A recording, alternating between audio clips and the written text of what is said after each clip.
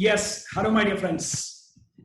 So friends, we are done with discussion about a beautiful topic called job work, an interesting topic where we discussed about section 143, section 19, and we also discussed about something called rule 45, where we discussed that section 143 deals with procedure for job work, rule section 19 deals with input tax credit in case of job work. Then we also covered rule 45, which talks about conditions and restrictions related to job work. I'm pretty sure we are clear with all these points, my dear friends. Yes, fantastic. So, friends, today we'll spend some good time on discussion about. We'll start on a beautiful topic called appeals and revisions. Something very interesting and very important. In fact, almost every time a question is coming in the exam from this topic called appeals and revisions for minimum 4 marks. And the reason I told minimum 4 marks because there has been many occasions where appeals and revisions topic came in exam even for 6 marks also, 8 marks also. So there is a high possibility where some good number of marks will come from this particular topic called appeals and revisions, on which we need to spend some good time. And the concept of appeals and revision is dealt from section 107 to section 121. So there are a lot of interesting points to talk in this topic called appeals and revisions. And this is not that kind of topic where we'll complete just like that. It will take some time to understand and become perfect in this topic. Clear, my dear friends? So for that reason, let's spend some good time and become perfect friends. Are we clear? So please, kindly cooperate and kindly concentrate. Let's spend some good time and become perfect. In one class, we can't complete this, but we'll spend a couple of classes time and become perfect in this. Are we ready, sir? Ciao. Let's start.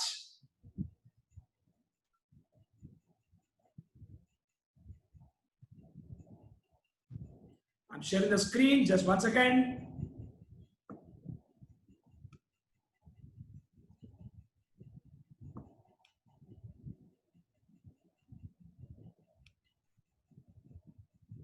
Good. I'm sure the screen is visible for all of you. Everybody, please reply. Wonderful. Yes, come on. So friends, without any delay, let's proceed and let's start with the discussions of appeals and revisions. Are we ready, sir? Everybody, please reply. Very good. Kindly come on, go side. So my dear friends, one thing which I want to tell you is that before I start appeals and revision, let's spend some good time on revising once what we have done so that we can do things more perfectly. Come on, tell me guys. What is section 7? Section 7 deals with the concept of supply. Section 8, composite supply and mixed supply. Section 9, charge of GST. We are yet to do this topic. Next, we will do this very clearly. My dear friends, we still have some 3-4 small topics in GST and one big topic called input tax credit. And once that is over, GST is done. After that, we can spend some good time on discussion about a lot of interesting points in customs, my dear friends. Are we clear? Good. Come on, what is section 10? Section 10 deals with the concept of composition scheme. Come on, what scheme, friends? Section 10 talks about a scheme called composition scheme. Then, section 11, it talks about central government has got power to grant list of exemptions. And we have got list of exempted goods and exempted services. And in our syllabus, we have got list of exempted services on which we need to spend a lot of time. Then, section 12, time of supply in case of goods. Section 13, time of supply in case of services. Section 14, time of supply in case of change in rate of tax. Then section 15, value of supply to be read along with valuation rules. Clear? Good. Then my dear friends, 59 to 106, we completed all the sections by completing a chapter called inspection, search and season. But after we completed that topic, from 59 to 106, all the sections are done. Clear, my dear friends? So what is that? Let's once figure out and become perfect, my dear friends. One more time. Let's once quickly revise. Chalo. What is 59? 59 talks about something called self-assessment. 60, provisional assessment. 61, scrutiny of returns. 62, BJA for non-filers. 63, BJA for unregistered persons. 64, summary assessment. 65, department audit. 66, special audit. 67, power of inspection, search and season. 68, inspection of goods in movement. 69, power to arrest. 70, power to summon persons. 71, access to business premises. 72, officers to assist proper officers. 73, recovery in case of other than FMS. 74, recovery in case of FMS. 75. Determination of demand under section 73 or 74. 76. Tax collected but not deposited. 77. Tax wrongfully collected and paid. 78. Initiation of recovery. 79. Recovery proceedings. 80. Payment of tax in installments. 81. Transfer of property is regarded as void. 82. Tax is always the first charge. 83. Provisional attachment. 84. Continuous validation of proceedings. 85. Liability in case of transfer of business. 86. Liability of principal and agent. 87. Amalgamation. 88. Liquidation. 89. Directors of private company. 90. Partners of firm. 90 is what my difference? Partners of firm. 91. Guardians and trustees. 92. Court of works. 93. Special cases. 94. Other cases. After that, we have something called 95. Definitions for advance ruling. 96. AR and SGST. 97. Questions which can be raised. 98. Procedure. 99. AR and SGST. 100. Appeal to AR. 101. Order of AR. 102. Rectification of mistake. 103. Applicability of ruling. 104. Ruling is void if it's obtained by fraud or misrepresentation or suppression of facts. 105. Powers of AR and AR. 106. AR or AR, they have got power to regulate their own procedure. By the way, what is AR? Authority for advance ruling. What is AR? Appellate authority for advance ruling.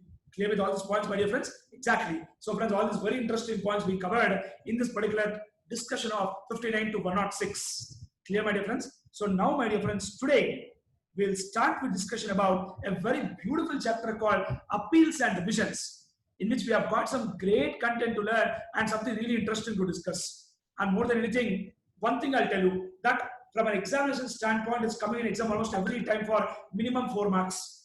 6 marks, 8 marks is also possible. So no games, let's spend some good time. That is one point. Second, since GST already completed some 3 years of time, now practically there is a high possibility that we will start going for appeals and we'll start going for litigations.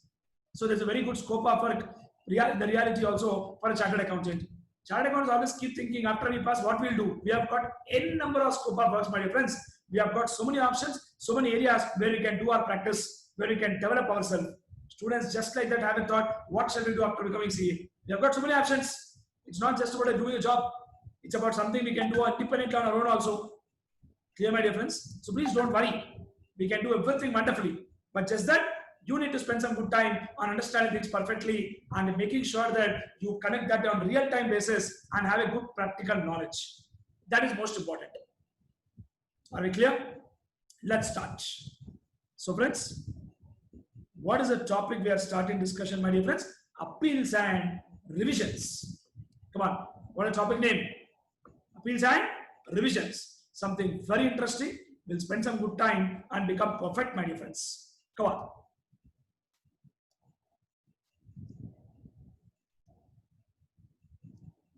Appeals and revision.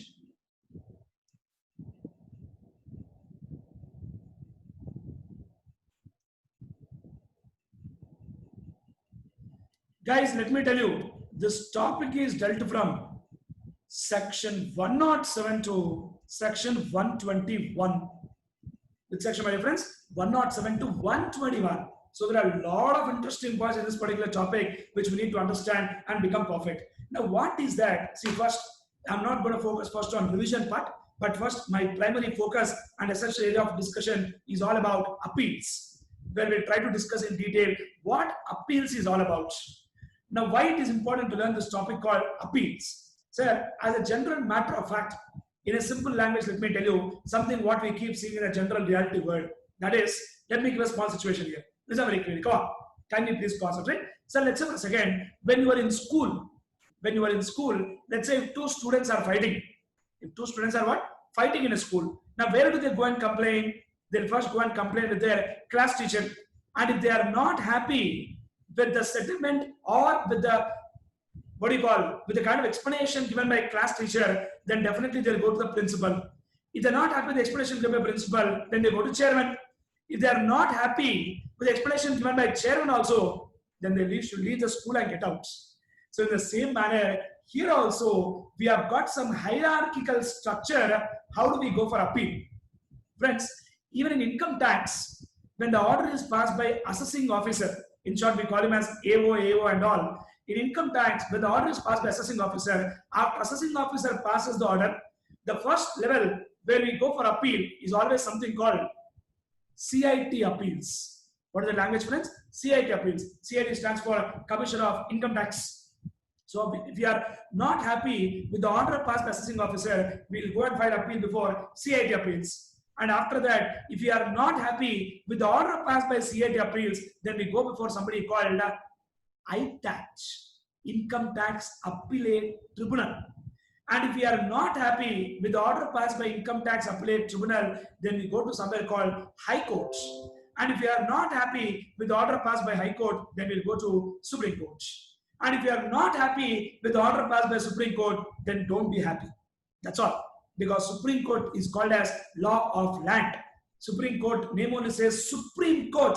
It is the highest judicial authority in India. And after they give order, even though you are not happy or you are happy, whatever circumstance it is, you still have to accept it and move forward. You have no option left. Getting clarity, friends? Everybody said? So, friends, what is the topic we are trying to discuss here? The topic we are going to try to discuss is all about appeals and revisions. Something very interesting and very important in which we have got some good understanding to do. Clear? So I just now give an example as to how do we go in a hierarchical structure when we go and file an appeal. For the reason being very clearly that hierarchical structure is very important, because in any organization for that matter, or in any scenario for that matter, there is something called hierarchical structure.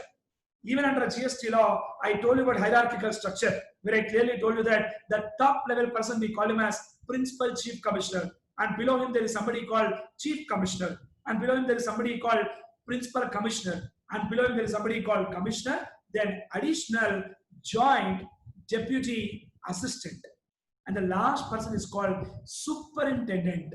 In income tax, we call him as ITO, Income Tax Officer. But under GST law, we call him as Superintendent.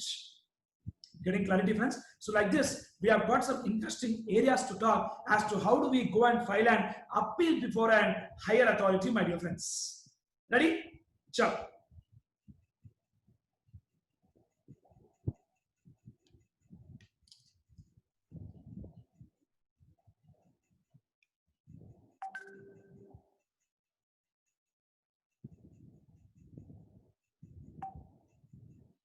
Let's proceed.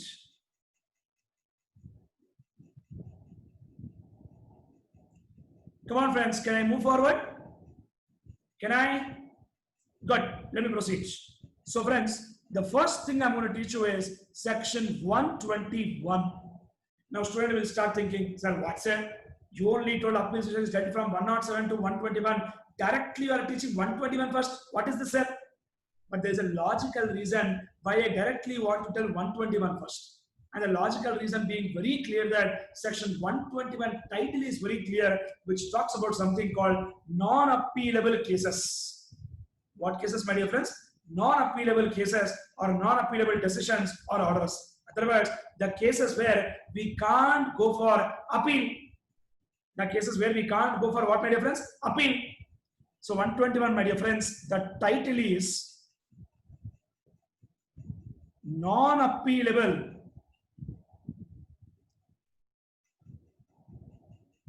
I repeat one more time. What is 121, my dear friends? Non-appealable decisions and orders. In other words, the cases where we can't go and file appeal. Correct, my dear friends? That's the reason why I'm trying to tell you this topic first. Because after this, I'll teach you very clearly what is the procedure to go for appeal, where do we go for appeal, what is the time limit to go for appeal. All those interesting points we'll talk. But before we learn that, first thing you need to know is what are the cases where it is non-appealable. In other words, the cases and orders where you can't go for appeal at all. You can't go for appeal at all. So let's understand that first very clearly. What are these non-appealable cases? Getting clarity? Good. Come on, which section we're talking about, difference? We're talking about something called section 121. I repeat once again, which section we're discussing? We're talking about a section called 121, which talks about what's a non-appealable decisions and orders. Sir, next, listen. Consider. No appeals can be filed. No appeals can be filed against following. No appeal can be filed against following orders. So what does that mean, my dear friends? Against the following orders, we cannot go and file appeal.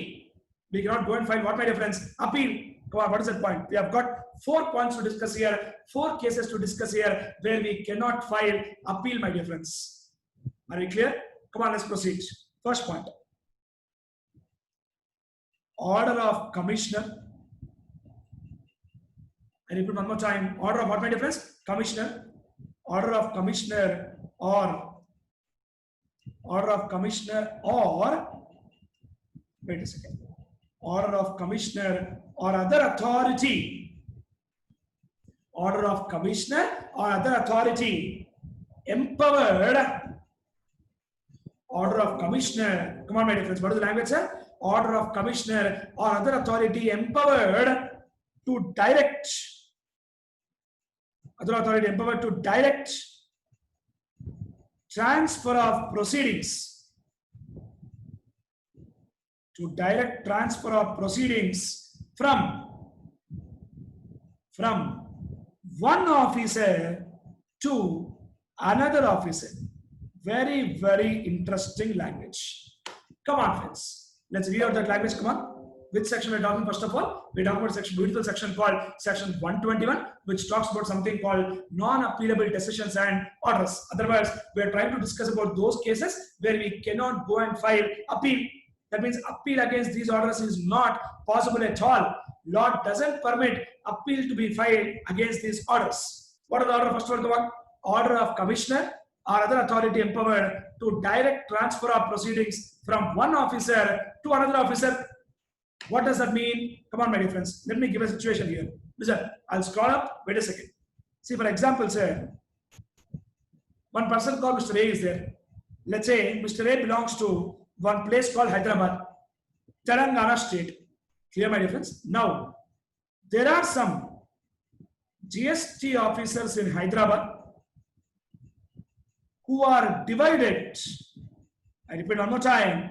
There are some GST officers in Hyderabad who are divided area-wise. What wise, my dear friends? Area-wise. That is where, my dear friends, I already told you this word in the chapter called Advanced Ruling also, where I clearly told you some word called jurisdictional officer. Jurisdictional means what? Your area-wise officers. Correct, my dear friends? Based on which area you belong to, that concerned area officer will actually control you. Correct, my dear friends? But sometimes there is a high possibility where commissioner may direct transfer of proceedings from one officer to another officer. For example, if Mr. A is a registered person, for him, there is a jurisdictional officer. For him, there is a jurisdictional officer known as Mr. P. He is that area officer. What is the area officer name? Mr. P. But commissioner passed an order telling that Mr. A, from tomorrow onwards, your proceedings, I repeat one more time, commissioner passed an order telling that Mr. A, from tomorrow onwards, your proceedings will not be taken care by Mr. P, but will be taken care by one person called Mr. Q, another officer. So basically what is trying to happen here? So what is happening here is that commissioner or another officer has passed an order. What order they passed? They passed an order to direct transfer of proceedings. I repeat one more time. They pass an order to direct transfer of proceedings from one officer to another officer. Correct, my dear friends? Now A is telling, no. I don't want my proceedings to be with Q. I want P only. I want P only to be my concerned officer. If you change my officer like that, I'll go for appeal. Like that A is telling. So 121 is telling Mr. A, silently keep quiet. Because order passed by commissioner,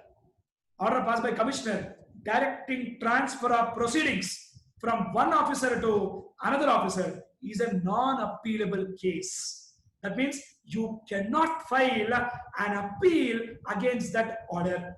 Now, what is that order? An order is passed basically for directing what, my dear friends? Transfer of proceedings from one officer to another officer. So commissioner may pass the order telling that from tomorrow onwards, your concerned officer is not P, but concerned officer is Q. Now A cannot tell, no, I don't like Q, I'll go for appeal. You cannot go for appeal like that. Now a student might get turned out, sir, why do they change the officers like this? There is one logical reason. Why do they change officers like this? Let me tell you the logic also, why they change officers like this. The reason being very clear and simple, that if commissioner or any other officer empowered by commissioner, if they get it out that Mr. A and Mr. P are coming into an agreement for the purpose of escaping tax. If they get some information like that, data like that, they'll do transfer of proceedings. In fact, this concept is common in income tax also. Even in income tax, there is a section called 127, power to transfer cases. A lot of times they transfer cases from one officer to another officer. Whenever commissioner gets a doubt that this case should not be here, something is going wrong there. Something looks fishy. Something looks doubtful. Getting clarity, friends? So I'm pretty sure now we are clear with the first point what I told there. Clear? Come on, first of all, which section we are trying to talk, my dear friends? We're discussing about a section called section 121, which deals with what, my dear friends? Non-appealable cases. What cases? Non-appealable cases or orders. Other words, situations and orders and cases where we cannot go and file appeal. Clear? Come on. What a first point? Okay, fine. Come on, first point, write down. Order of commissioner, write down. Order of commissioner or other authority empowered to direct transfer of proceedings from one officer to another officer. Friends, please don't sit and relax like that. Please do write. Clear? Sure. No appeals can be filed against following order. What is the first one? Order of commissioner or other authority empowered to direct transfer of proceedings from one officer to another officer. To direct transfer of what, my dear friends? Proceedings from one officer to another officer. Exactly. Can I proceed? Yes? Good. In fact, this part I can erase that so that I can easily write all the points in one line. And I'm pretty sure we understood the meaning of this word called jurisdictional officer. Friends, jurisdictional officer is nothing but the area concerned officer. And there's a high possibility where that officer can be changed either by commissioner or any other authority empowered to direct transfer of proceedings from one officer to another officer. And whenever they do like that, you cannot afford to telling that, boss, no, I'll go for an appeal. You cannot tell that. Clear, my dear friends? Come on. Which section we're talking? Section 121, which deals with what? Non-appealable cases. In other words, matters and cases where we cannot file appeal. Clear? Come on. What the first one? Order of commissioner or other authority empowered to direct transfer of proceedings from one officer to another officer. Second. Can I move forward? Come on. Second point. An order. Okay, let me leave one line and write. Looks more beautiful. Yeah, please. An order pertaining to. An order pertaining to. An order, what my dear friends? Pertaining to whom? Seizure or retention. Seizure or what my dear friends? Retention. Retention means taking over. Seizure or retention of books of accounts. Order pertaining to what, my dear friends? Order pertaining to seizure or retention of books of accounts. Books of accounts, registers, and other documents. This particular point clearly signifies to us that whenever proper officer or any department officer, they will pass an order telling that they want to seize. They want to, what my dear friends? Seize the books of accounts or documents or register. You cannot tell, I'll go and file appeal against that order. Because we are trying to talk here about something called section 121, which deals with the concept of non-appealable cases. In other words, matters cases and scenarios where we cannot go and file appeal. Clear? Come on, what the first one? Order of commissioner or other authority empowered to direct transfer of proceedings from one officer to another officer. Second point, order pertaining to what? Order pertaining to seizure or retention of books of accounts, registers, and other documents. Next. Third point, an order sanctioning, an order, what my dear friends? Sanctioning prosecution. I repeat one more time. What is the language, my dear friends? An order sanctioning prosecution under that. Now, what is prosecution? Prosecution is nothing but putting the person in jail. Remember that section 69, power to arrest. I did not tell you how many years they put in jail. That point is based in section 132, power to arrest. There we'll talk in detail in offences penalties chapter. When will they arrest? How will they arrest? What cases they'll arrest and all. That we'll talk in detail there.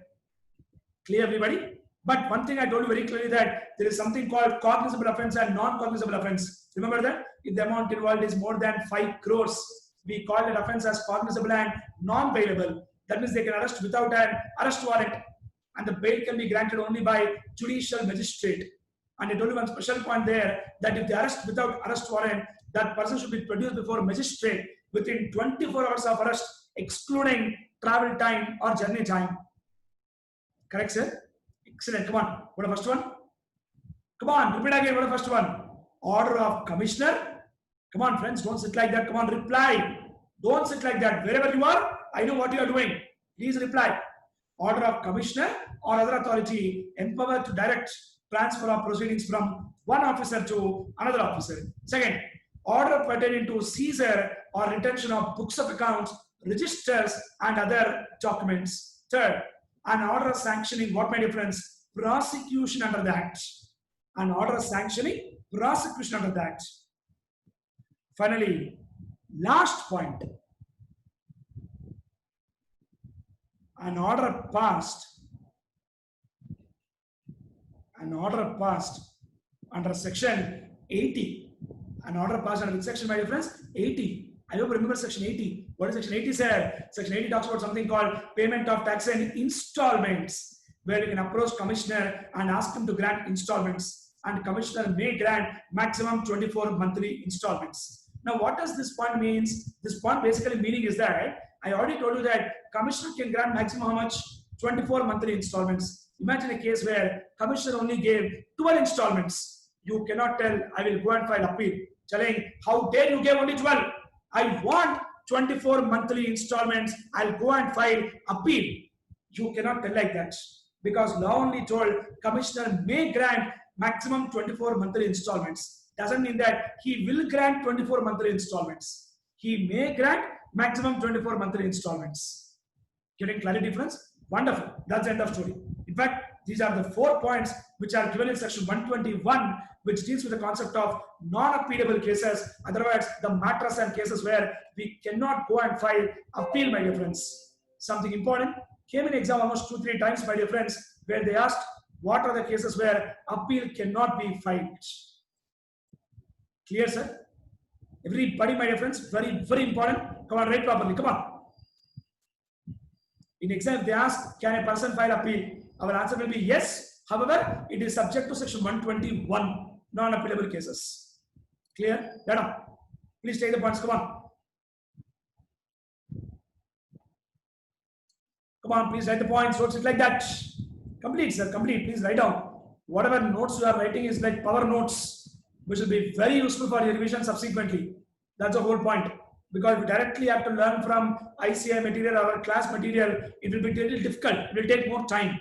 That is the reason why we are preparing power notes. Our power notes, what we are writing in the classroom, by listening to me, whatever notes you are writing, I call it power notes for the reason being that it will be very easy for you to revise subsequently.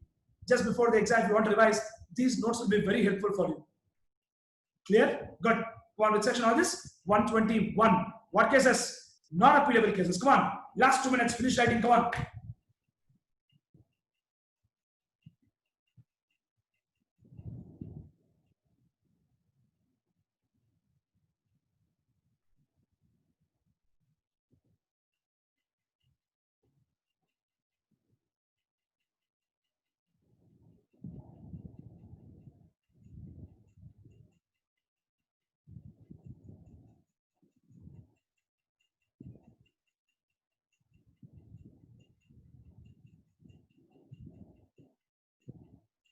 Can I proceed? Excellent. Come on. Thank you. So friends, come on. Which section we are trying to talk, my dear friends? 121, which deals with what cases? Non-appealable cases. How many points are there? 4 points are there in non-appealable cases. Come on, what is the first point? Quick. Try to recollect quick. First point. Order of commissioner or other authority empowered to direct transfer of proceedings from one officer to another officer. Second, order pertaining to seizure or retention of books of accounts, registers and other documents. Third, order sanctioning prosecution under the Act. Finally, last one, an order passed under Section 80. What is Section 80? Payment of tax in installments. Are you getting clarity, everyone? Come on, please speak out. So friends, come on, which section are trying to talk? Section 121, which deals with what, my dear friends? Non-appealable decisions and orders. What is the first one? Order of commissioner or other authority empowered to direct transfer of proceedings from one officer to another officer. Second, order pertaining to seizure or retention of books of accounts, register and other documents. Order pertaining to seizure or retention of books of accounts, registers and other documents. Next, order sanctioning what, my dear friends? Prosecution under the Act. An order sanctioning prosecution under the Act. Finally, last one, an order passed under Section 80. And let me tell you, Section 80 talks about something called payment of tax in installments. Payment of tax in what, my dear friends? Installments. That's dealt by Section 80. Clear? Wonderful. Let me proceed. So which section we are done? Section 121. In fact, that's the last section in this topic called Appeals and Revision chapter.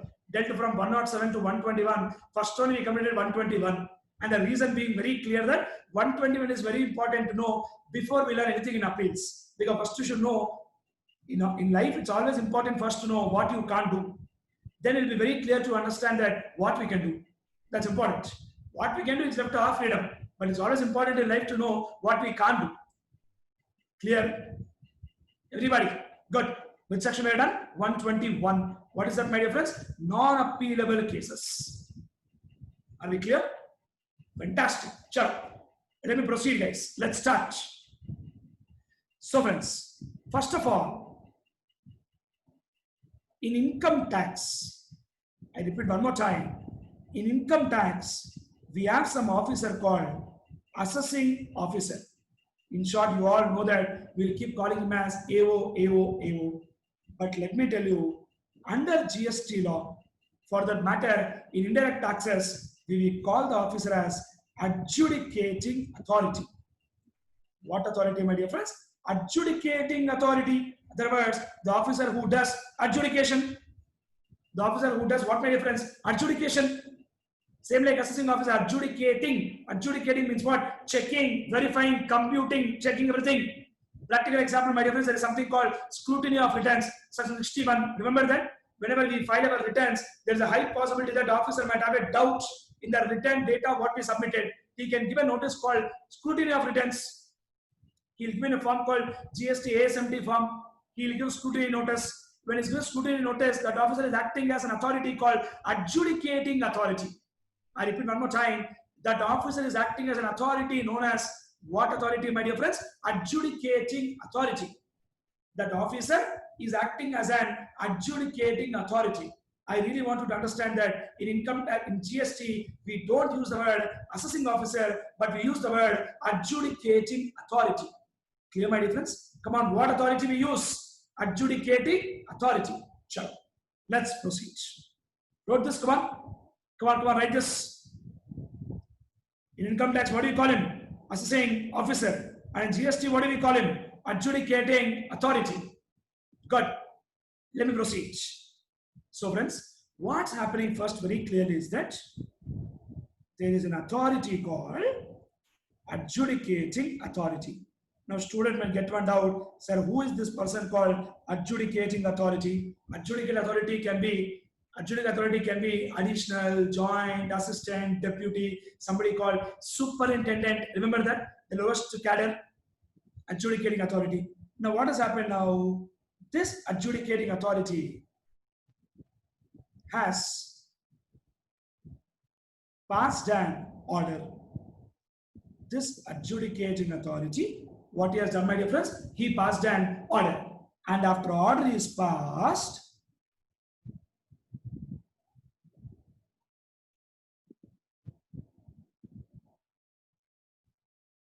after order is passed. Yeah, kindly excuse my difference. Don't focus on the diagram, but just get a clarity of thought. I'm very bad at drawing. That is the main reason why I actually did not take science course, but I joined CA course. That is the primary reason actually. Come on. So what's happening here is that this particular man is actually having complete tears, literally crying. Why? He is not happy with the order passed by adjudicating authority.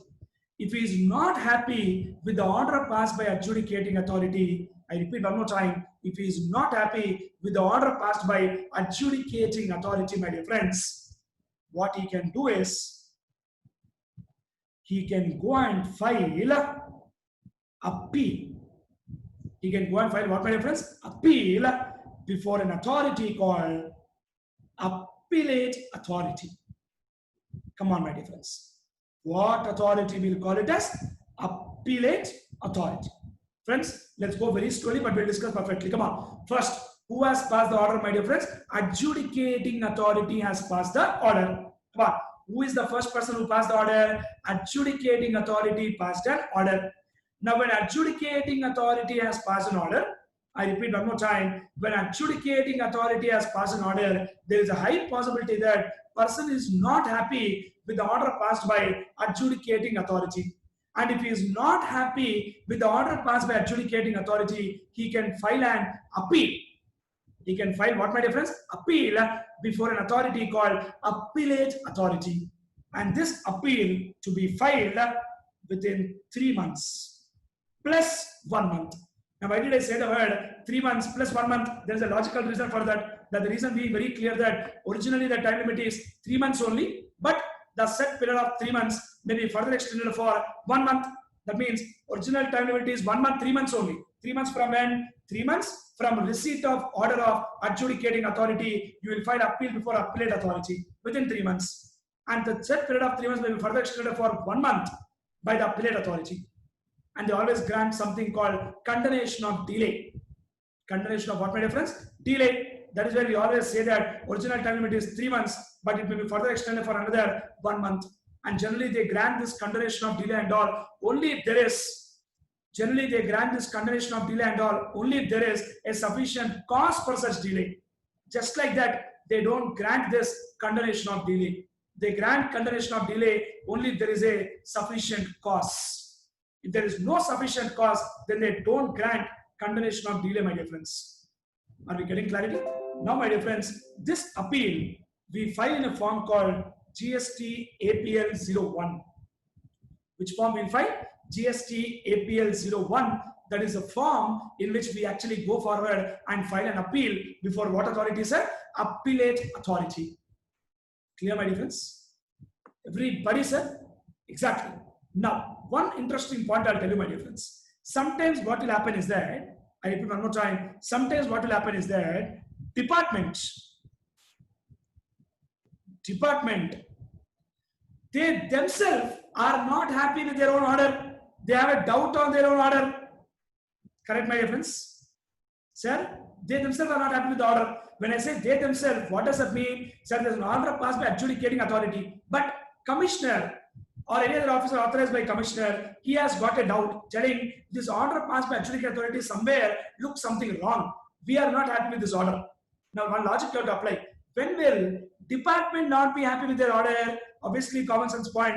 Department will not be happy with their order only in cases where department will not be happy with their order only in cases where the order passed is not favorable to the department. It's a logical common sense. Because if department is happy, the person is not happy. The person is not happy, person is happy, department is not happy. Correct, no? That's obviously, guys. In India, that's how it happens. See, if income tax gives a notice and they collect a demand of 1 crore, income tax is extremely happy. But the assessee will cry. But imagine we fight the case and make that figure of 1 crore as 1 lakh. Assessee is extremely happy, but department is crying. Clear, my dear friends? Listen. When I say department, what I am trying to tell you is that commissioner, let me use a different color so that you will differentiate perfectly. Listen. Commissioner, let's listen 5 minutes, listen first, then you can write. Commissioner, I repeat one more time, commissioner may direct his subordinate. Commissioner may direct his what, my dear friends? Subordinate. Commissioner may direct his subordinate. I repeat one more time. Commissioner may direct his what, my dear friends? Subordinate to go and file. Technically, we call it as. Technically, my dear friends, let me repeat one more time. Who is directing? Commissioner. Commissioner is directing his subordinate to go and file.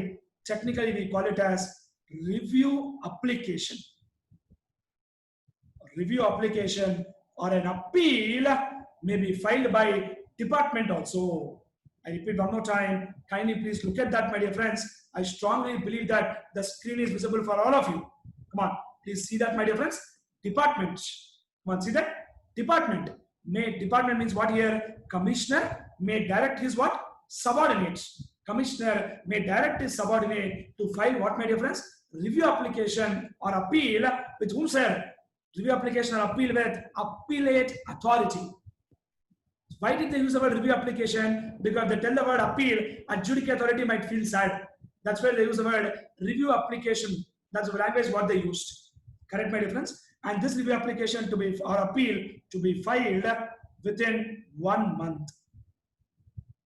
With how much time, my dear friend? 1 month. But not just 1 month. The original time limit is 6 months. Further extended by 1 month. The meaning is very clear that if department has to file appeal, the time limit is 3 months plus 1 month. But, so I mean to say, sorry, if the person wants to file appeal, that is, if the registered person wants to file appeal, the time limit is 3 months plus 1 month. But if department wants to file appeal, the time limit is 6 months plus 1 month. They always keep more time with them. Clear? Read Buddy sir. And to clarify you further, my dear friends, this review application appeal, they file in a form called GST APL 03. Now you might think, what is GST APL 02? GST APL 02 is only an acknowledgement given for filing an appeal. So friends, if the registered person is filing an appeal, other words, the aggrieved person, we always use the word aggrieved person, AGGRAVED. It's not agreed, it is aggrieved. Aggrieved means who is not happy, who is dissatisfied. That person will file appeal. If the registered person is filing appeal, he will file in a form called GST APL 01. And the time limit is 3 months, further extended by 1 month. But if department is filing appeal, they will file in a form called GST APL 02. And that appeal they will file within 6 months, further extended by 1 month. Getting clarity, friends? So appeal can be filed here by person also or by department also. But when department they file, they will call it as review application or appeal. And when we are filing, it is APL 01. And department is filing APL 02. And APL 02 is an acknowledgement for an appeal filed by the registered person. So getting clarity, everybody? All of us, my dear friends? Wonderful. I am sure we are getting full clarity on these points. Very important. Don't write. Relax. 2 minutes. Wait. Wait 2 minutes. Come on. So friends, the story is not yet over. Come on, my dear friends. If we have to file appeal, what is the form? GST APL 02. And what is the time limit? 3 months, further extended by 1 month. Department is filing 6 months, further extended by 1 month. And when we file, what is the form? What is the form? GST APL 01. When they file, what is the form? GST APL 03. And GST APL 02 is the acknowledgement for appeal filed in GST APL 01. Getting clarity, friends? Now, to give you more clarity on this point, one very, very special point I'll tell you. Kindly please listen. Friends, there is an important concept called pre-deposit. Come on, friends. What is the language, sir? Pre-deposit. I repeat the word pre-deposit. That means where law clearly told that if you want to file an appeal, I repeat one more time. If you want to file an appeal, you should make something called pre-deposit. What is the pre-deposit? Pre-deposit is something like you have to pay some amount. You have to pay some amount. Only then they will accept our appeal. And if you don't pay that amount, they don't accept our appeal. Getting clarity? Speak out, my dear friends. For example, if 100 rupees is our demand, out of the 100 rupees, we have to pay some amount. Only after we pay some amount, they'll hold our appeal. Otherwise, they'll grant something called stay, telling that, okay, balance amount, we will see later. For example, let's say pre-deposit is 20 rupees. I mean, there's some concept for that. I will tell you 20 rupees. Out of 100 rupees, if you pay 20 rupees, they'll not ask you to pay anything more. Tomorrow, after appellate authority passed order, if you win the case, whatever 20 you paid, they'll give back as a refund. And if you don't win the case, then the balance you pay along with interest. Obviously, sir, interest is mandatory in nature. Nobody can waive the interest. Nobody can remove the interest. Nobody can delete the interest. That is not possible at all because interest is purely mandatory in nature. Getting clarity, everybody? Come on. So what that we are trying to talk, my dear friends? We are trying to discuss about something called pre-deposits. Clear? Come on. Pre-deposit is 100% of admitted dues. 100% of what, my dear friends? Admitted dues. I repeat one more time. 100% of what dues? Admitted dues. When I say admitted dues, what does that mean? Let me explain to you very clearly, sir. Come on. Sir, when adjudicating authority has passed the order, sir, listen first. Listen, you can write later or wait. 2 minutes. Listen first. Come on. Sir, when adjudicating authority has passed an order, where are we going for appeal? We are going for appeal before appellate authority. And we'll file appeal in a form called GST APL 01. And the time limit to file appeal is 3 months, further extended by 1 month. And when department is filing, the time limit is 6 months, further extended by 1 month. Clear, my dear friends? An interesting point to tell you, my dear friends, that's very clearly that there is a concept of pre-deposit, otherwise some fixed amount to be paid, some certain amount to be paid for them to accept the appeal. We should pay some amount, only then they'll accept the appeal. And one point, let me clearly tell you, the story of pre-deposit will come only when we are filing appeal. When department is filing appeal, there is no pre-deposits. Certain amount has to be paid as a pre-deposit only when we are filing appeal. But when they are filing appeal, there is no pre-deposit concepts. Obviously, they will keep any provision in the law for their own benefit. That's quite obvious. Now, what is pre-deposit? Now, let me explain to you here what is pre-deposit. Now, what pre-deposit here? 100% of what dues? Admitted dues. Now, what is the meaning of this word called admitted dues? Let me explain. Friends, when adjudicating authority has passed an order, now there is a high possibility that in that order, let's say, there are 3 issues. I repeat one more time. When adjudicating authority has passed an order, let's say there are 3 issues. When adjudicating authority has passed an order, let's say there are 3 issues. Out of the 3 issues, I repeat one more time, out of the 3 issues, for 2 issues, we did not go for appeal. Why we did not go for appeal? That means very clearly, we accepted the point, telling that it's okay. We have to pay that amount, we will pay. Like that we accepted. But for 1 issue, we are telling nonsense. That's ridiculous. Adjudicating authority did not interpret the law properly and they passed wrong order. And for that 1 point, we are going for an appeal. And where do we go for an appeal? We will go for appeal before appellate authority. Clear, my dear friends? Now the point here is, for 2 issues, did you go for appeal?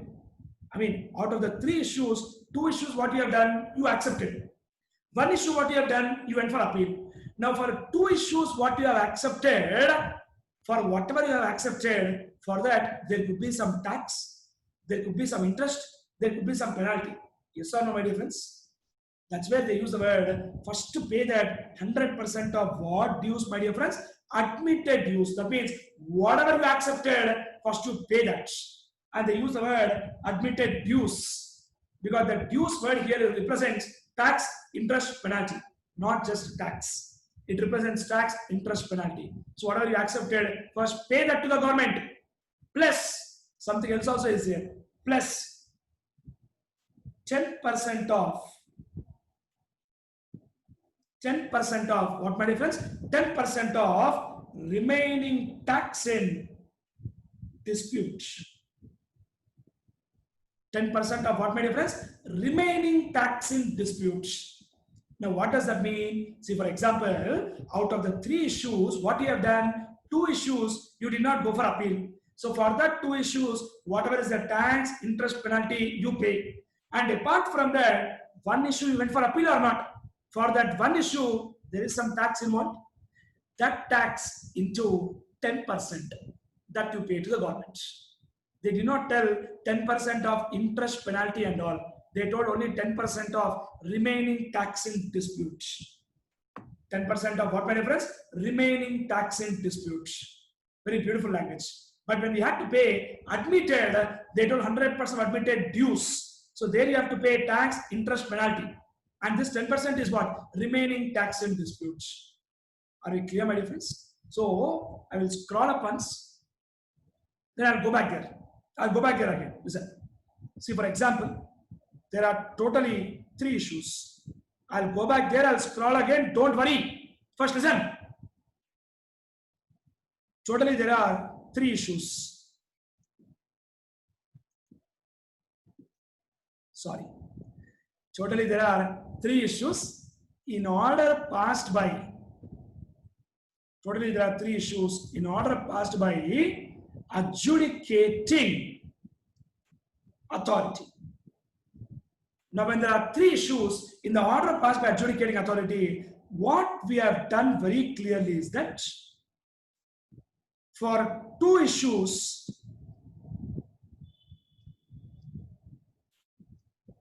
come on, let me repeat. For 2 issues, the person has admitted. Admitted means what? Telling that, okay, I'm convinced with what order you give, whatever amount I have to pay, I will pay, sir. No problem. Like that, he accepted. But for one issue, but for what issue, sir? One issue, he filed appeal. That means what? For that one issue is basically disputed. You are filing an appeal. Getting clarity, my friends? Now, for these 2 issues, the tax is 10 lakhs, interest is 3 lakhs, penalty is 2 lakhs. Just an example.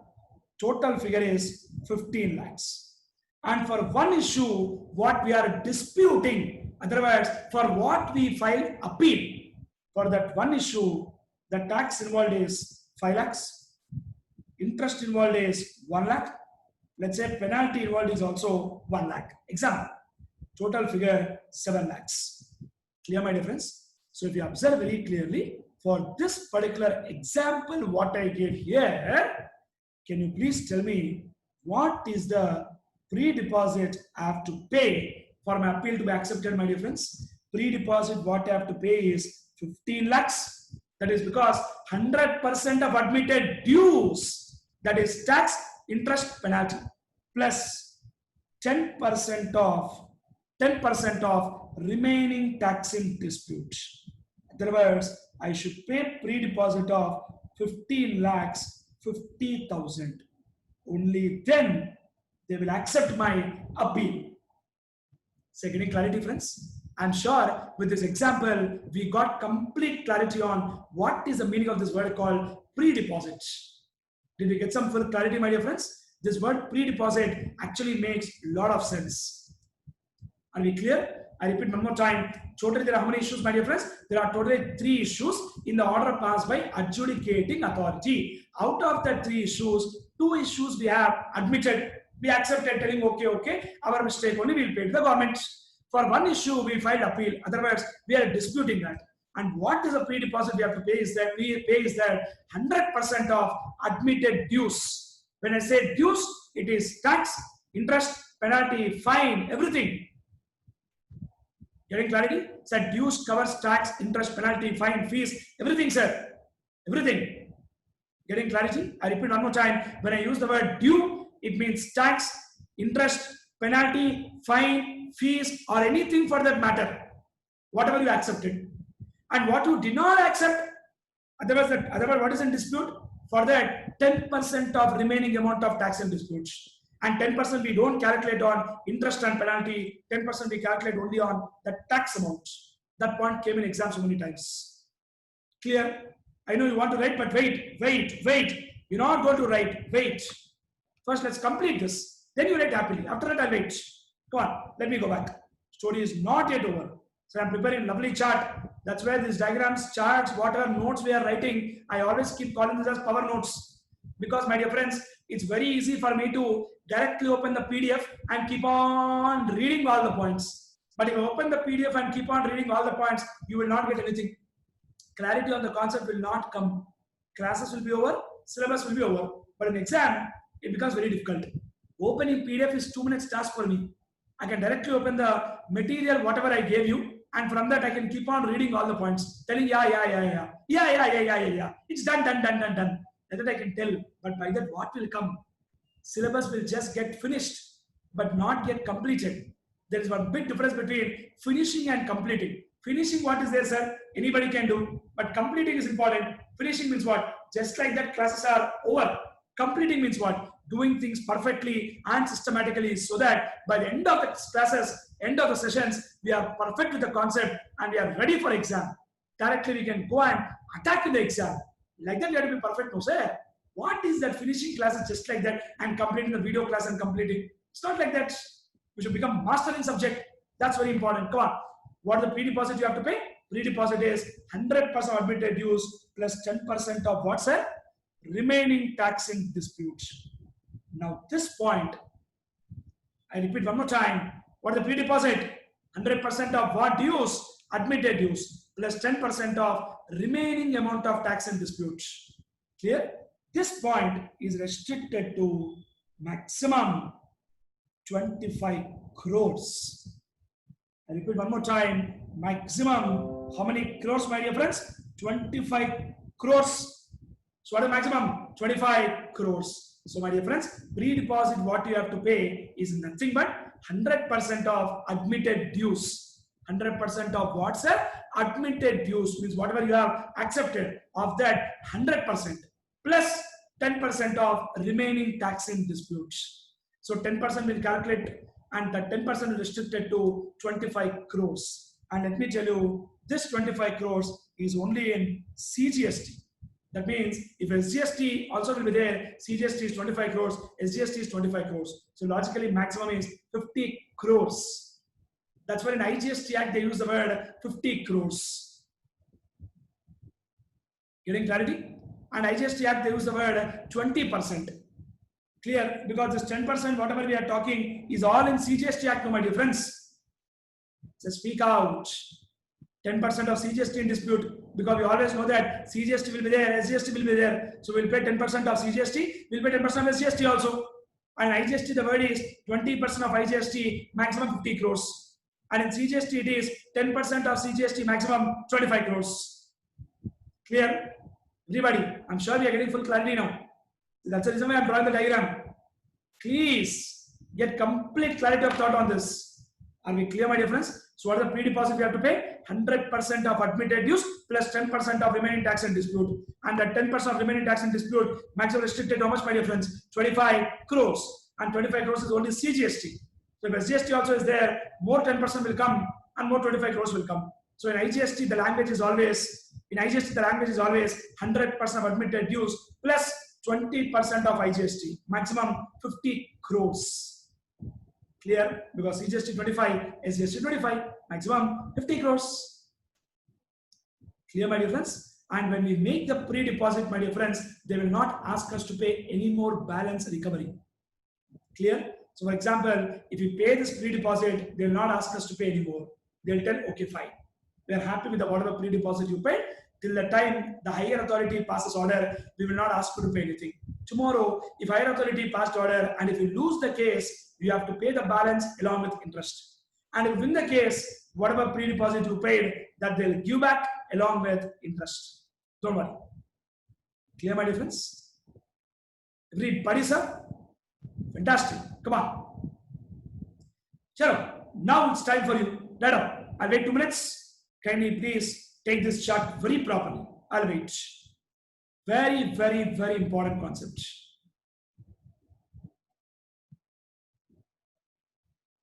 Please write up. Please don't relax. Put arrow marks properly. Write everything properly. And after you finish writing, I'll show you forms APL 01, 02, 03. I'll show you that forms, so that you get a clarity of thought on what do we write in that appeal, what are the columns there, what do we mention, what is that something called statement of facts, and there's a word called grounds of appeal on what ground you are filing appeal, for what reason you are filing appeal. So like that, some good points are there. Those all will understand very clearly and become perfect. Clear? Come on. Please write down. Write all these points, very important. Please take down.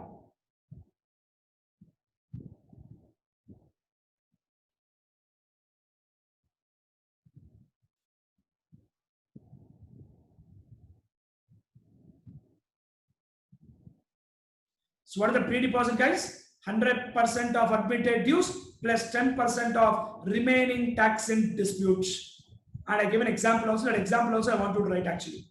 And the 10% restricted to how much, my dear friends? 25 crores. And 25 crores they gave in CGST. So SGST, although 25 crores will come again, because 10% of CGST will pay. We'll also pay 10% of SGST also. That is the reason why in IGST they told we have to pay 20% of IGST, subject to maximum 50 crores. Wonderful. Please write down. Write very properly. Come on. Very, very important language, my dear friends. Something extremely important. Super duper interesting, amazing concept.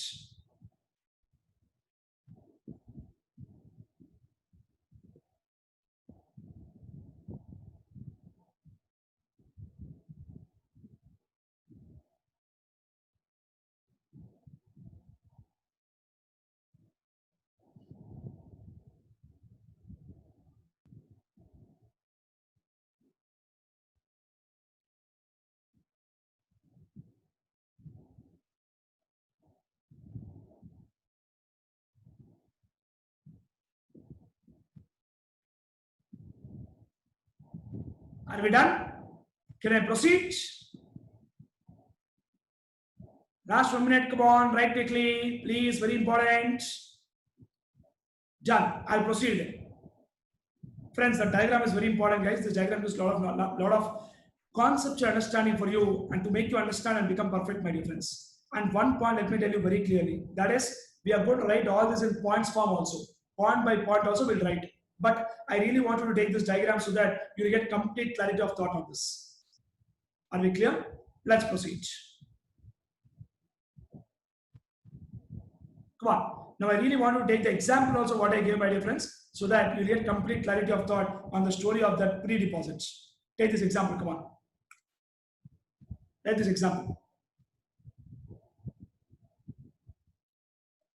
Please write the example very clearly about 3 issues, 2 issues, 1 issue and all. And you need to observe very clearly that for whatever you admitted, you have to pay 100% of what?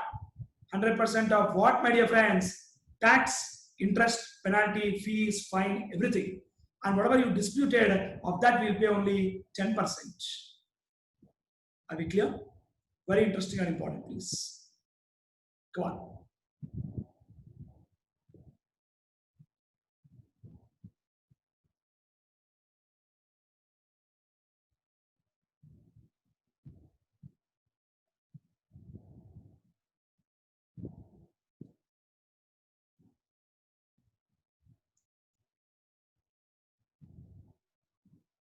Are we clear? Can I proceed? Good. I'll proceed now. So friends, what is it I taught you so far? We are discussing the beautiful chapter called Appeals and Revisions. First of all, what is section 121? 121. Hurry, come on. You forgot or what? We are done. What is 121? Non-appealable cases. Otherwise, matters and cases where we cannot file appeal. How many points we learned? 4 points. Come on, what are 4 points? Come on. First one, order of commissioner or other authority empowered to direct transfer of proceedings from one officer to another officer. Second point, order pertaining to seizure or retention of books of accounts, register and other documents. Third, order sanctioning prosecution. Fourth, order passed under section 80. Clear, my dear friends? Chalo. What is it we are trying to learn, my dear friends? We are trying to talk about the first appeal. What is the first appellate level we have? First appellate level, what we have is appellate authority. And when adjudicating authority pass the order, what is the first order of appeal? We'll file appeal before somebody called appellate authority, which will file in a form called GST APL 01. And what is the time limit? 3 months, further extended by 1 month. And commissioner also can direct his subordinate to file review application or appeal within 6 months, further extended by 1 month. and they'll file in a form called GST APL 03. And when we are filing appeal, I repeat one more time, when we are filing appeal, there is a concept of pre-deposit, my dear friends. I repeat one more time, when we are filing an appeal, there is a concept of pre-deposits. Why I am repeating that point again and again, telling that when we are filing appeal, there is a concept of pre-deposit, for a reason being that no appeal, no pre-deposit is required when appeal is filed by department. Getting clarity? So for a department appeal, there is no requirement of making pre-deposits. The story of pre-deposit will come only when we are filing appeal. Clear? And what is the pre-deposit we have to pay? Pre-deposit is nothing but 100% of admitted dues. 100% of admitted dues plus 10% of remaining taxing dispute. And the 10% restricted to 25 crores in CGST. SGST again 25 crores. So IGST maximum 50 crores. Did we get full clarity on these points? Everybody, are we clear, sir? Excellent. Come on. Let me proceed further now. So friends, to give you complete clarity of thought on whatever I told you about this first appeal before appellate authority, I actually want to open the forms and explain you practically also so that you'll get full clarity, friends. Clear? Let me proceed. So friends, these are the forms what we have for the purpose of filing an appeal. So let me explain you the first form, GST APL 01. Which form? GST APL 01. So all these forms and all will not be there in the Act. It will be notified by rules. Government will subsequently notify through a rule or through a notification. They will notify the forms for a particular purpose. If you remember, we learned forms and registration also, REG 01, 02 and all. And we learned about forms even in composition scheme, CMT 02, 04. Clear? Similarly, we have got forms even in appeal also. So which form we are trying to talk first? GST APL 01. Appeal to what authority? Appellate authority. Now see here, first point, GSTIN or temporary ID. Why temporary ID? I'll tell you, my dear friends, there is a possibility where even an unregistered person also might go and file appeal. Now you might get one doubt, sir, why would an unregistered person file an appeal? There's a logical reason for that. See, for example, there's an unregistered person who is dealing exclusively in exempted supplies. If you remember, in section 23, I taught one point. If any person is dealing exclusively in exempted supplies, he is not required to get registration done. Correct or not? But officer forced him to get registration done. Or he's giving an order telling boss, you go for this registration. And we are not happy with that. And we want to go and file appeal. Now you might get one doubt. Sir, how can an unregistered person file appeal, sir? How is it practically possible? I already told you, unregistered person can go and file application for advance ruling also. Remember that? Let me make you recollect once again. Sir, to make you remember, my dear friends, I'll show you that once again, no problem. So the website called gst.gov.in. Here, in services tab, in registration tab, you will find new registration, you will find application for filing clarification, track application status. But in user services, you will find something called generate what ID, sir? User ID for unregistered applicant. You can actually click that, generate user ID for unregistered applicant. Now, I hope you're able to see this. See now, come on. This functionality is only for applicants who are not registered or not liable to register under the GST Act or seeking voluntary registration under the GST Act. This user ID is only for facilitating certain functionalities to an unregistered person at GST portal, such as filing of what, sir? Advance ruling, or for appeal.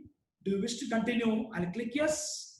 Then I'll give my details like legal name, trade name, constitution of business, authorized signatory, address, all this I'll give details and get a user ID. And that user ID I'll submit here. That is where they use the word GSTIN or temporary ID. Getting clarity? Next. Can I proceed? Wonderful, sir. You need to know, you should always know how to interpret the law. If you don't know how to interpret, what is the use, sir? Next, UIN. What is UIN? UIN stands for Unique Identification Number. Unique Identification Number. Remember that? Consulate, embassy, multilateral financial institution, those guys will not have GSTIN, but instead they'll have something called UIN. Then legal name, legal name, name as per PAN, trade name, address, order number, order date. What is this order number, order date, my dear friends? That is nothing but basically who has passed the order, what is that order number, and what is the date of that order. That is what we will submit here. Clear, my dear friends? Come on now, let me show you something practically also. Friends, let me show you something practically also. See, when I go to the GST portal, I have done login for one particular client. I already have done login because I cannot disclose the password, client confidentiality. I already have done login. But the moment I do login, my dear friends, on the dashboard, you can find something called view notices and orders. Able to see that? Return dashboard, new trial, new return trial, create challan, view notices and orders. Let me click that. View notices and orders. There you can actually find if there are any orders. Here it's coming blank because in this particular client case, there is no notice, no order which is pending. But if there is anything like that, here they'll upload and show it here. Here you can see whatever orders has been passed by GST department or whatever notice is done by GST department. Getting clarity, friends? So from there, we will get the details. From there, we'll get the details of what, my dear friends? Let me open that. From there, we'll get the details of the order number, order date and all. Getting clarity? So everything is practical. Please get clarity of thoughts. Next. Designation. Now, please look at the form. Designation and address of the officer passing the order appealed against. That means who passed the order, what is the designation of that person, what is the address of the officer. Next, date of communication of the order appealed against. That means when did you get the order that you need to give. That's very important because we have got some time limit called 3 months plus 1 month. Within that time limit, whether you filed or not, to check this date is relevant because appeal to be filed within 3 months. And the set period of 3 months may be further extended for another period of 1 month. Remember that? Next, name of what's a authorized representative. Why that is important? That is because a lot of times the business people do not fight the case on their own. They appoint us only. I mean, chartered accountants, they appoint us telling, sir, please go and fight the case on our behalf. And we are not called as representative associate and all. We are called as associate representatives. Otherwise, we act as an authorized representative.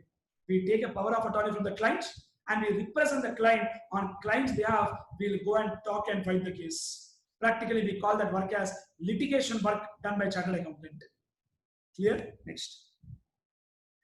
Details of the case under dispute. What are the details of the case? What are the words? First, brief issue of the case under dispute. Give what is the issue first of all. That's technically called as statement of facts. What is the issue? Please give that.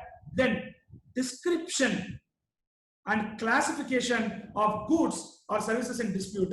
What is the nature of the goods? What is the nature of service? We also might give HSN code or SAC. HSN for goods, harmonized system of nomenclature. SAC, service accounting code. Then period of dispute. How long this has been in dispute? What is the amount of dispute? Please give the figure of tax, interest, penalty, fees, other charges. By giving this, they'll get to know what is the pre-deposit you have to pay, whether you paid it perfectly or not. What is pre-deposit you have to pay? 100% of admitted dues plus 10% of what's there. 10% of what's there? Remaining tax and disputes. Then market value of what goods? Seized goods. With related to seizure, please do details of market value of the seized goods. Clear? Next. Whether appellant wishes to be heard in person, yes or no. Always we select yes. That means, do you want opportunity of being heard or not? Obviously, we always want to be heard in person. Clear my difference? Then, statement of facts. What happened? Clear? Next. Grounds of appeal. On what point you want to file appeal? That is technical grounds of appeal. This word is there in income tax also. Statement of facts, grounds of appeal. Next, prayer. Prayer is something like not what do you call all Indians, brothers and sisters. Not that what we have done in schooling and all. Here, prayer means we are telling that, sir, I hereby declare that everything is perfect. Request you to kindly grant relief. I'm a gentleman, I'm a wonderful person. Everything is correct only, sir. Kindly please consider us. Then we are making a prayer. It's a request. Clear? So what are we are given? First, we already gave details of the case under dispute. Then we are giving something called statement of facts. then grounds of appeal, then again we have something called prayer, then amount of demand created. What a lovely language here. Come on, see here. So first of all, if you observe here, first thing what they asked is, what is the amount in dispute? What is the amount in dispute? That means what is the amount involved in dispute? On what amount you are fighting? What is the total disputed? Clear, my dear friends? Now see here below. What is the amount of demand created? What is admitted? What is disputed? What a beautiful language. That means we are giving details of total demand. We are giving details of what we have admitted. We have also given details of what we are disputing. Getting clarity? Speak out and see below. When we talk about details of payment of admitted amount and pre-deposit, for admitted amount, you have got tax, interest, penalty, fees, others. But for pre-deposit, 100% of what's disputed tax. For admitted, you will pay full. But for disputed, we will pay only, what my dear friends? 10% of tax. That you need to understand. Top, we are giving details of what is the amount in dispute. Then we are giving details of what is the amount of demand created and what we have admitted, what we are disputing. Then, and details of payment of admitted amount and pre-deposit. You will give details of how you paid that disputed amount. Clear? Whether you paid using cash ledger or you paid using credit ledger. We can pay using cash ledger or we can pay using credit ledger also. Clear, my difference? Very, very interesting point.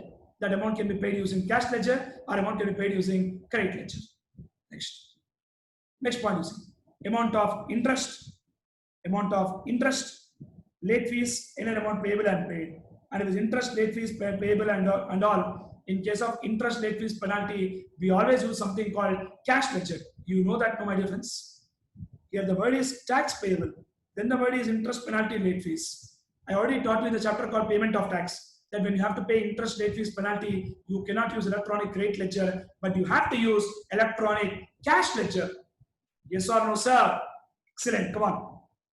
Next, whether appeal is being filed after a prescribed period. That means, are you filing after 3 months? If it is yes, you give yes, and you period of delay, 10 days, 15 days, and all. What is the reason for that? What is the reason for that? Clear, my difference? All of us. And finally, the dealer they can accept maximum 1 month. Finally, verification part, which is a common thing. That's it. That is the story of form GST APL 01.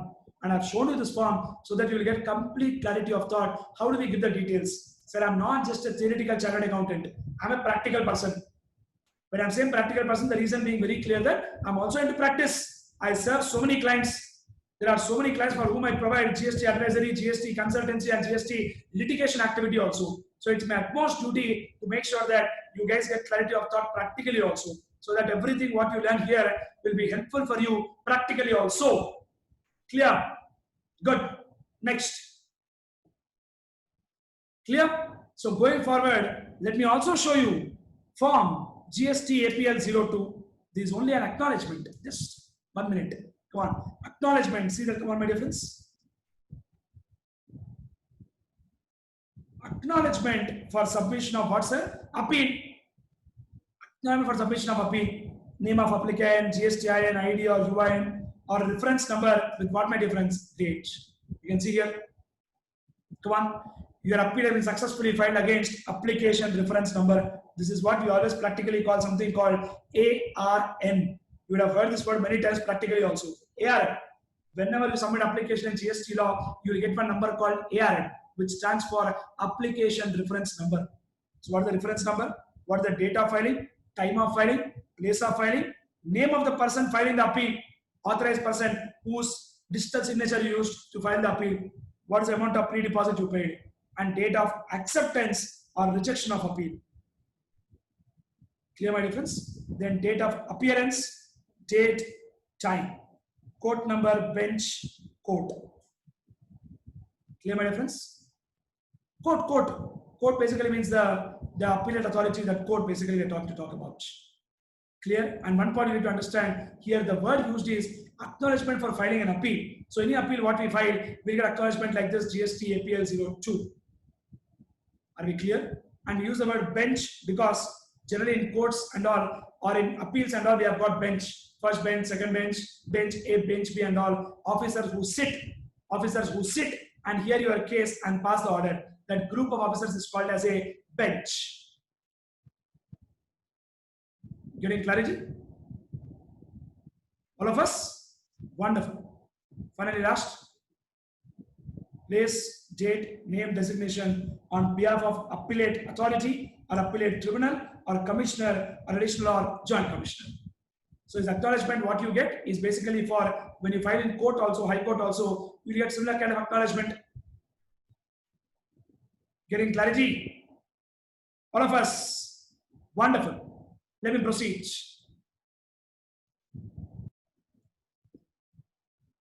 I hope we are getting practical clarity, my dear friends. As of now, practically all this is not happening because GST law is still yet to take much more shape and practically more issues yet to come. But I'm showing all the forms so it will get full clarity, friends. As acknowledgement, what we are talking is something like a final acknowledgement what we get after we file the appeal.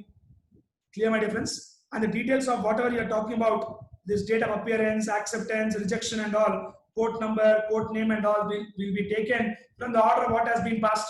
I mean, for example, when adjudicating authority has passed the order, after when we go for appeal, from the details of the order of adjudicating authority, they'll pick up all these details. These are an acknowledgement for submitting appeal. That's all. Here when we say order, here when we say date of appearance and all, that date of appearance is not before appellate authority. That is appearance before adjudicating authority. From adjudicating authority order, all these details are picked up. Getting clarity? Brief, buddy, sir? All of us. Wonderful. Next. To complete this discussion, let me also show you Form GST APL 03. APL 03 is basically for, come on, APL 03 is basically for appeal by department. See here, name and designation of the appellant. They did not ask GSTN of the applicant and all.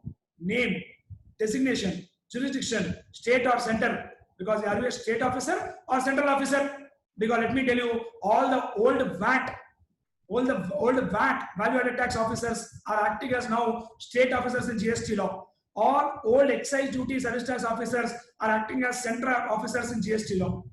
Name of the state. Clear? Next. GSTIN, temporary ID or UIN. Of whom? Of the particular person.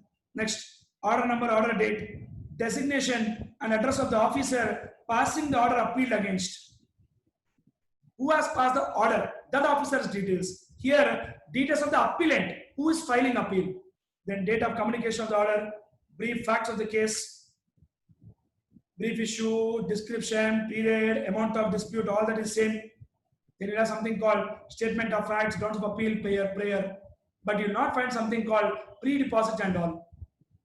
Clear, friends? You can see here, amount of demand created. What is the demand which has been created? What is the amount in dispute? You do not find the word here, what is admitted, what is disputed. All that words were there only when we filed appeal, because they want to track that 100% of admitted dues plus 10% of tax and dispute. Clear my difference? But when they file, amount of demand created, amount under disputes. That's it. Are we getting clarity, friends? So this form is a very small form compared to when we file appeal. When we file appeal, the questions are more, everything is more. Clear? So friends, to give you clarity, what is GST APL 01? That is a form in which we can file appeal. That means the assessees or the registered persons or unregistered persons, they can file appeal. Or a businessman can file appeal. And APL 02 is for acknowledgement. And APL 03 is for appeal by department. I'm sure we got full clarity. In fact, with this explanation, I'm done with the story of appeal, that is first appeal before appellate authority. The story is not yet over, because even after appellate authority passes order, we might be unhappy and go for next level also. But we are just done with discussion about first appellate authority.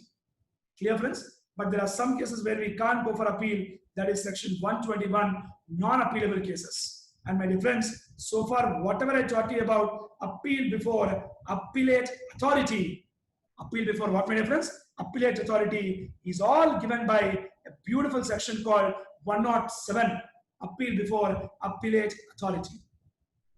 Are we clear with all this? Excellent. Let's proceed and let's move forwards to the next discussion. Come on.